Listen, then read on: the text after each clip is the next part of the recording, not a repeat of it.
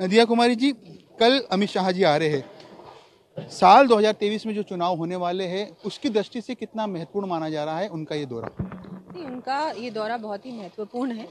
सभी कार्यकर्ताओं को संबोधन भी उनका मिलेगा, मार्गदर्शन भी मिलेगा और आगे की कार्य योजना के बारे में हमको सभी को मनोबल भी बढ़ेगा सभी कार्यकर्ताओं का कि वो पधार रहे हैं और बहुत ही अच्छा कार्यक्रम होगा। 2 दिवसीय कार्यक्रम है। वैसे तो हमारी प्रदेश कार्य समिति भी है जो आज है और कल उनका दौरा है। तो बिल्कुल सभी तैयारियां चल रही है। केंद्रीय गृह मंत्री है, राजस्थान की यदि बात की जाए तो बीजेपी के टारगेट पे कांग्रेस रहती है बिगड़ती कानून व्यवस्था को लेकर, क्योंकि केंद्रीय गृह मंत्री यहाँ पर आ रहे हैं और जो ताज़ा हालात है, क्योंकि 12 तारीख को कांग्रेस भी यहाँ पर महंगाई के खिलाफ एक बड़ी रैली केंद्र सरकार के खिलाफ करने वाली है। किस दृष्टि से देखते हैं अमित शाह जी के दौरे को और कांग्रेस की जो रैली आ रही है उसको? देखो, उनके बारे में मैं ज़्यादा कुछ कहना नहीं चाहूँगी। वो उनकी पार्टी की अंदरूनी बात है और वो जो उनको कहना है कह सकते हैं। लेकिन मैं तो ये कहूँगी कि जिस तरह से कानून व्यवस्था इतनी बिगड़ी हुई है हमारे प्रदेश में, महिला सुरक्षा की अगर हम लोग बात करें तो महिला सुरक्षा के नाम पे कुछ भी नहीं है। यहाँ इस प्रदेश में ऐसी हालत हो गई है कि सांसद और जनप्रतिनिधि, महिला जनप्रतिनिधि, वो अपने आप को सेफ महसूस नहीं करते हैं। उनके साथ अटैक्स हो रहे हैं, बार बार कोई ना कोई घटना सामने आ रही है। तो आम महिला के साथ क्या हो रहा होगा?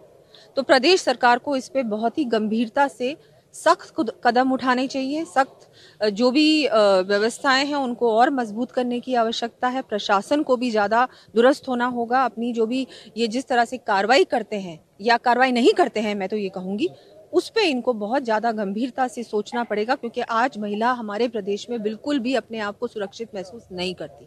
मैं अपने आप को नहीं करती तो आम महिला के साथ क्या हो रहा होगा ये आप भी जानते हैं। रोज़ाना कोई ना कोई जिले से कोई ना कोई घटना सामने आती है। बलात्कार में हमारा प्रदेश नंबर 1 पे आ गया है। ये नेशनल क्राइम ब्यूरो की रिपोर्ट कहती है, ये हम लोग नहीं कहते।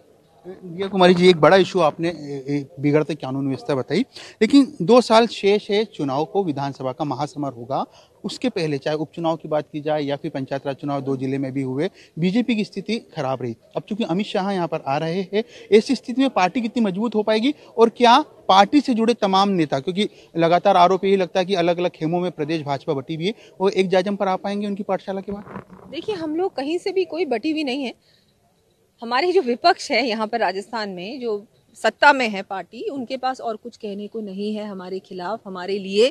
तो वो ये कहानियां बना रहे हैं, मीडिया में रोजाना कुछ ना कुछ आता रहता है। ऐसा कुछ भी नहीं है। पार्टी में कोई भी इस तरह के विभाजन नहीं है, कोई भी खेमा नहीं है। एक ही खेमा है, कमल का फूल, भारतीय जनता पार्टी। और जो भी भारतीय जनता पार्टी निर्णय लेती है, हमारा जो नेतृत्व है, हमारे जो आला कमान है, वो जो भी निर्णय लेते हैं हम लोग उसी को फॉलो करते हैं। और अभी तो चुनाव में समय है और इस तरह से हम लोग, हमारी तो आपने देखा होगा कि हमारे कार्यकर्ता, हमारा संगठन कभी भी घर नहीं बैठता है। चाहे कोरोना काल हो, चाहे बाकी समय भी हम लोग कोई ना कोई, किसी ना किसी योजना के अंतर्गत हमको कोई ना कोई कार्य दिया जाता है और जनता से जुड़ते रहते हैं हम लोग। कुछ ना कुछ हमको काम दिया जाता है। घर पे कोई नहीं बैठता। हमारा कार्यकर्ता, पदाधिकारी, जनप्रतिनिधि काम करता रहता है लगातार। तो यही हम लोगों की पार्टी की स्ट्रेंथ है।